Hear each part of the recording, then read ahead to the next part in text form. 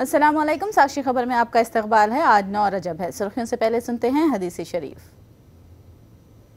बिस्मिल्लाहिर्रहमानिर्रहीम। हज़रत अबू हुरैरा रदियल्लाहु ताला अन्हु से रिवायत है, रसूलुल्लाह सल्लल्लाहु अलैहि वसल्लम ने फरमाया, जब बंदा जिना करता है तो ईमान उसके जिस्म से निकलकर सर पर साए की तरह कायम रहता है, और जब वो उस बदअमल से फारिग हो जाता है तो ईमान वापस चला आता है। और अब सुर्खियां। जगन ने की जेटली से मुलाकात, चंद्रबाबू की धांधलियों से करवाया वाकिफ, एग्रीगोल्ड मामले की सीबीआई तहकीकात कराने की मांग। दल बदली मामले में जगन के मौक़िफ़ को मिली मुलायम सिंह और सुधाकर रेड्डी की हिमायत, दल बदली के लिए नया कानून बनाने पर जोर।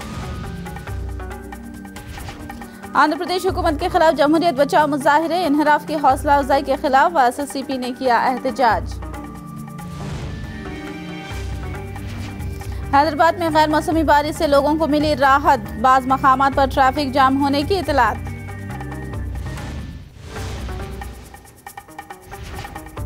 और अब तफसील। हैदराबाद में आज दोपहर होने वाली गैर मौसमी बारिश से लोगों को राहत मिली है। गर्मी की मार झेलने वाले लोगों को बारिश ने आज कुछ हद तक राहत पहुंचाई और गर्मी की शिद्दत में कमी महसूस की गई। शहर के मुख्तलिफ मकामात दिलसुख नगर, मलकपेट, चादर घाट, नामपल्ली, खैरताबाद, अमीरपेट और दूसरे मकामात पर बारिश हुई। पिछले 2 दिनों से दर्जे हरारत तकरीबन 43 डिग्री तक पहुँच गया था और आज होने वाली बारिश ने लोगों को राहत पहुँचाई है। बारिश से बाज़ मकामात पर ट्रैफिक के जाम होने की इतलात है।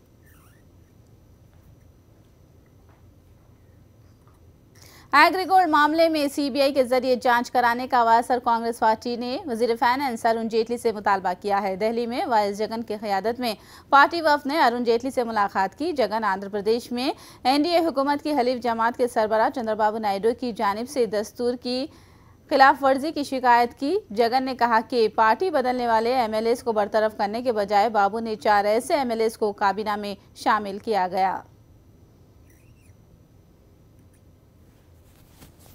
గారిని కలిసిన దాంట్లో మరీ ముఖ్య ఉద్దేశం వాళ్ళ పార్ట్నర్ ఎన్డీఏ పార్ట్నర్గా ఉన్న చంద్రబాబు నాయుడు గారు ఏకంగా కాన్స్టిట్యూషన్ను పరిహాసం చేస్తూ, ప్రజాస్వామ్యాన్ని కూనీ చేస్తూ, పరిహాసం చేస్తూ డిస్క్వాలిఫికేషన్ పిటిషన్లు స్పీకర్ దగ్గర పెండింగ్లో ఉండగా సంవత్సరం నుంచి వారి మీద యాక్షన్ తీసుకోకపోగా పార్టీ నుంచి అనైతికంగా వెళ్ళిపోయిన వీళ్ళను ఒక అడుగు ముందుకేసి వీళ్ళ చేత మంత్రి పదవులుగా ప్రమాణ స్వీకారం చేసేంత దారుణమైన పరిస్థితిలోకి వ్యవస్థ దిగజారిపోవడం ఒక ఆస్పెక్ట్ అయితే, ఇది కాక అరుణ్ జైట్లీ గారికి అగ్రిగోల్డ్ డిపాజిటర్లకు సంబంధించిన అంశం మీద కూడా ఆయన దృష్టికి తీసుకుపోయాం. ఏ రకంగా 19.5 లక్షల మంది అగ్రిగోల్డ్ బాధితులు ఆంధ్ర రాష్ట్రంలో నష్టపోయి ఉన్నారో, ఏ రకంగా గవర్నమెంట్ చంద్రబాబు నాయుడు గారి గవర్నమెంట్లోని ఎంపీల దగ్గర నుంచి ఎమ్మెల్యేల దగ్గర వరకు, మంత్రుల వరకు కూడా ఏ రకంగా బినామీ అగ్రిగోల్డ్ ఆస్తులను కొనుగోలు చేస్తూ నష్టం చేస్తున్నారు అగ్రిగోల్డ్ డిపాజిటర్లను. అదే రకంగా హాయ్ల్యాండ్ వంటి ప్రాపర్టీసు, విలువైన ప్రాపర్టీసు, యారాడా వంటి విలువైన ప్రాపర్టీసు ఆక్షన్కు రాకుండా ఏ రకంగా వాళ్ళు వ్యవస్థలను మేనేజ్ చేసి అగ్రిగోల్డ్ డిపాజిటర్లకు అన్యాయం చేస్తున్నారో వాటి మీద సిబిఐ చేత ఎంక్వైరీ చేయిస్తూ, ఒకవైపున ఆక్షన్ కంటిన్యూ చేస్తూ, మరోవైపున ఈ బెనామీ ఆస్తులను బయటకు తీసుకొచ్చి వాటిని కూడా ఈ సిబిఐ ద్వారా సేకరించి అగ్రిగోల్డ్ డిపాజిటర్లకు మేలు చేయాలని చెప్పి కూడా అడుగుతూ, ప్రత్యేక హోదా అన్నది కూడా అడిగాం. దానికి సంబంధించిన అంశాన్ని కూడా లేవనెత్తుతూ గవర్నమెంట్ మళ్ళీ రీకన్సిడర్ చేయండి, ప్రత్యేక హోదా అన్నది ఇదే పార్లమెంట్ సాక్షిగా మాకు ఇచ్చిన మాట, దీన్ని ఖచ్చితంగా మీరు అమలు చేయాలి, రీకన్సిడర్ చేయండి మీ స్టాండ్ను అని ప్రత్యేక హోదాకు సంబంధించిన అంశాన్ని కూడా చేరుస్తూ ఈ లేఖను అరుణ్ జైట్లీ గారికి అందజేయడం జరిగింది. ఈ 3 అంశాల మీద, ఈ 3 అంశాలకు సంబంధించిన నోటు కూడా మీరు కూడా తీసుకోండి, కాపీ తీసుకొని మిగతా వాళ్ళకు కూడా ఇది అందజేసే కార్యక్రమాలు కూడా దయచేసి చేయండి. एपी के opposition leader vice Jagan Mohan Reddy ने दिल्ली में समाजवादी पार्टी के सरबराह मुलायम सिंह से मुलाकात की। इस मौके पर उन्होंने एपी में तेलुगु देशम की जानिब से की जा रही दस्तूर के खिलाफ वर्जी से वाकिफ कराया। जगन ने कहा कि वायएसआर कांग्रेस के 21 एमएलएस को तेलुगु देशम की जानिब से रकम लालच या धमका कर रागिब किया गया और काबीना की तौसी में 4 दल बदलने वाले एमएलएस को वजारतें सौंपी गई। जगन ने मुलायम सिंह को दावत दी कि वो गैर दस्तूरी इक़दाम के खिलाफ वायएसआर कांग्रेस की जदोजहद में शामिल हो जाएं।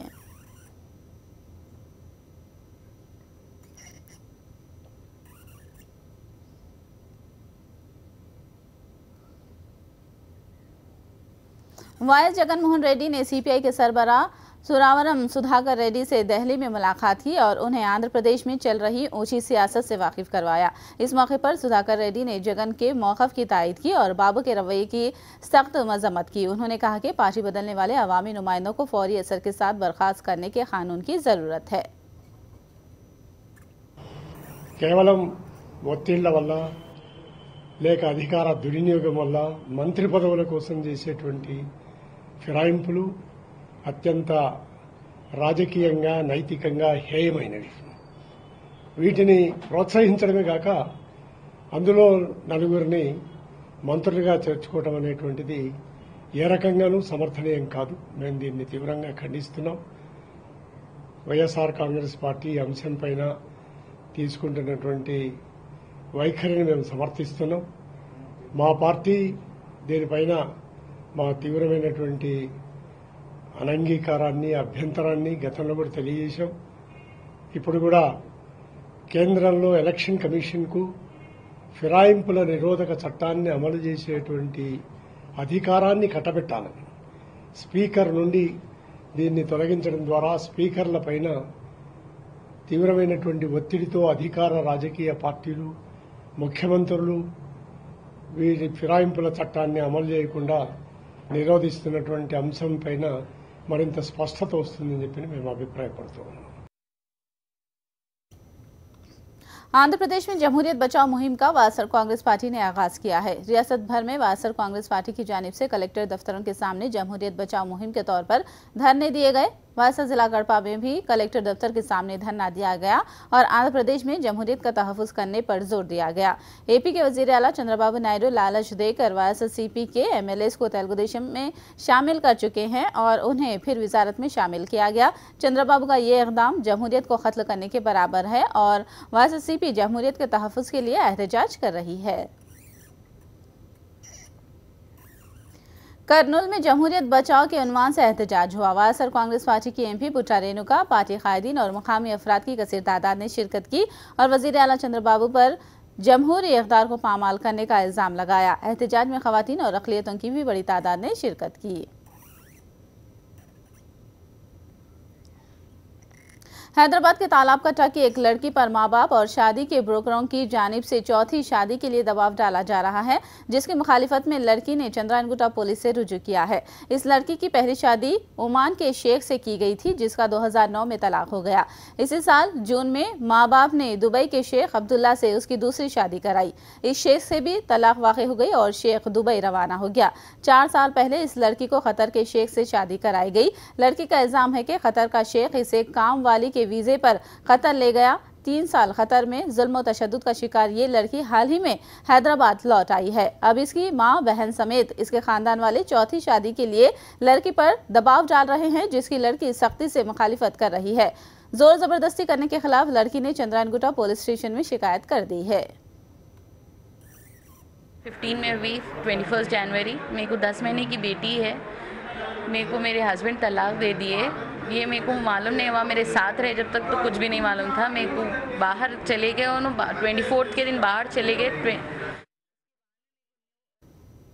चंद्रबाबू नायडू की फर्जंद लारा लोकेश ने आईटी व पंचायत और देही तरक्यात के वजीर के तौर पर अपने ओहदे का जायजा हासिल कर लिया। उन्होंने इस मौके पर तामीरी मजदूरों से मुतालिक फाइल पर पहली दस्तखत की है। इसके अलावा पंचायत राज से मुतालिक एक और फाइल पर भी दस्तखत सबत कर दी है। LED बल्बों से मुताल्लिक फाइल पर दस्तखत करने के बाद ही उन्होंने मीडिया से बात की। AP के सदर मुकाम के इंतजामी शहर के डिज़ाइन पर दानिशवरों और माहिरीन तालीम से CRDA राय हासिल कर रही है। विजयवाड़ा में नॉर्मल पोस्टर कंपनी की जानिब से दिए गए डिज़ाइन पर एक वर्कशॉप मुनाकिद किया गया। इस प्रोजेक्ट पर हिंदुस्तान के मशहूर आर्किटेक्चर कॉलेजों से असातिज़ा और तलबा ने शिरकत की। बेसिक प्रेजेंटेशन से मुताल्लिक असातिज़ा और तलबा की राय हासिल किए जाने का CRDA ने दावा किया है।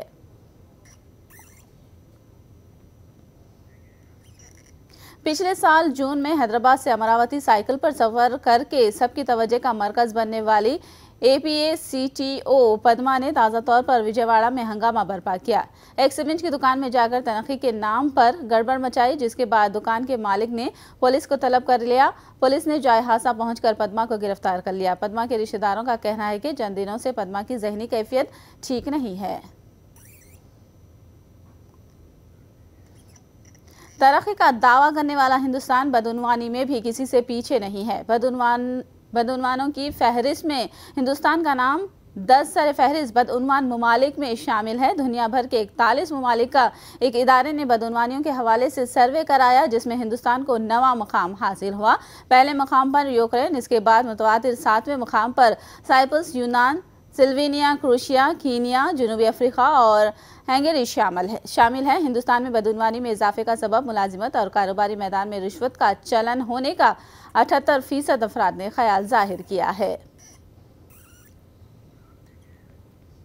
अलवार में एक मुस्लिम नौजवान को हलाक करने के वाक़े की कांग्रेस कायद मल्लिकार्जुन खड़गे ने मजम्मत की है। खड़गे ने कहा कि पहलू खान को नाम पूछ कर निशाना बनाया गया और गौ रक्षकों ने दूध का कारोबार करने वाले गरीब ताजिरों के साथ गैर इंसानी सलूक किया।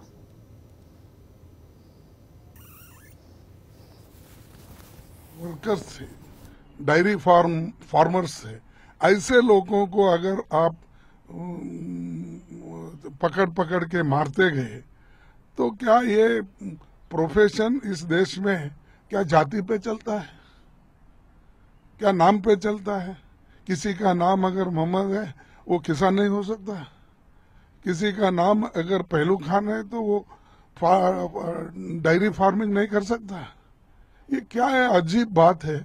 और ये देश में माहौल को खराब करने में जो लगे हुए हैं, इसका बहुत बड़ा प्राइस उनको देना पड़ेगा, आज नहीं कल। एयर इंडिया ने शिवसेना के मुतनाज़ा MP रविंद्र गायकवाड़ पर से पाबंदी को हटा लिया है। गायकवाड़ अब हवाई सफर जारी रख सकेंगे। एयर इंडिया ने उसके स्टाफ पर हमला करने के बाद गायकवाड़ पर हवाई सफर पर पाबंदी लगाई थी। बताया जाता है कि गायकवाड़ ने वाक़े पर अफसोस जाहिर करते हुए एयर इंडिया को एक मकतूब लिखा था। ऐसा मालूम होता है कि हुकूमत शिवसेना के दबाव के आगे झुक गई है। RK नगर ज़िमनी इंतखाब से पहले तमिलनाडु में शशिकला के ग्रुप को शदीद झटका लगा है। पलानी हुकूमत में वजीर सेहत रह चुके विजय भास्कर के घर पर इनकम टैक्स अहदेदारों ने धावा बोला। याद रहे कि विजय भास्कर को नटराजन का करीबी बताया जाता है। तमिलनाडु भर में विजय भास्कर से मुताल्लिक़ 32 ठिकानों पर IT अहदेदारों ने धावे बोले हैं। सिर्फ चेन्नई में ही 21 मकामात पर धावे जारी हैं। इस महीने की 12 तारीख को RK नगर के ज़िमनी इंतखाब के पेश नज़र विजय भास्कर की जानिब से भारी मकदार में रकम की तकसीम के इल्ज़ाम की खबरों के बीच धावे किए गए। आज सुबह वजीर के घर पर धावे शुरू हुए। रियासत भर में 100 IT अहदेदार धावों में मसरूफ़ हैं। दूसरी जानिब से बॉलीवुड अदाकार शरद कुमार से मुताल्लिक़ असासे जात की भी IT महकमे जांच कर रहा है। याद रहे कि शशिकला ग्रुप के RK नगर के उम्मीदवार दिनाकरन की तायद का अदाकार शरद कुमार ने कल ही ऐलान किया था। वज़ीर आज़म ने जम्मू कश्मीर के सैलाब की सूरत हाल पर अफसोस जाहिर किया है और वज़ीर आला महबूबा मुफ्ती से बात करके उनकी हर मुमकिन मदद का तयक़ुन दिया है। जम्मू कश्मीर में सैलाब की सूरत हाल में बेहतरी आई है। झीलम नदी में सैलाब का पानी कम हुआ है। इमदादी टीम ने पूंछ में 100 अफराद को मुतासिरा मकाम से बाहर निकाला।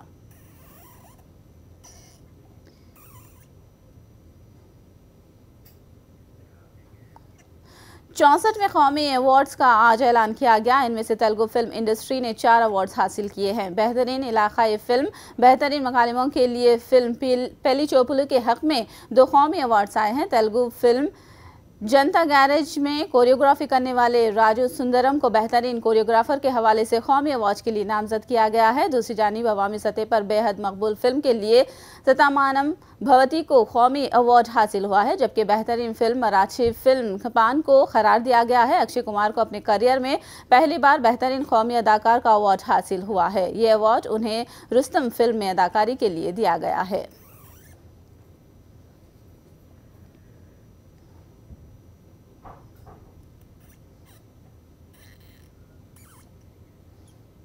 चार दिन के हिंदुस्तानी दौरे पर बांग्लादेश की वजीर आजम शेख हसीना दिल्ली पहुंच गई है। एयरपोर्ट पर वजीर आजम नरेंद्र मोदी ने खुद शेख हसीना का इस्तकबाल किया।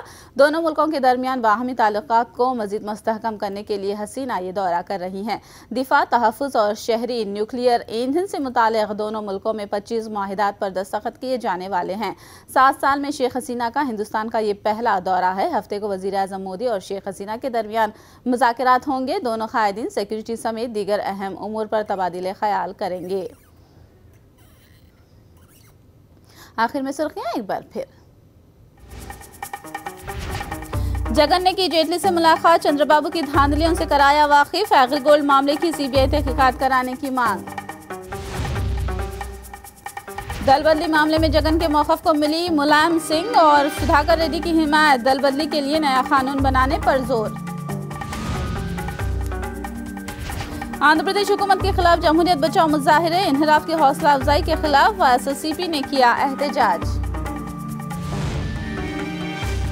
हैदराबाद में गैर मौसमी बारिश से लोगों को मिली राहत, बाज़ मकामात पर ट्रैफिक जाम होने की इत्तलात।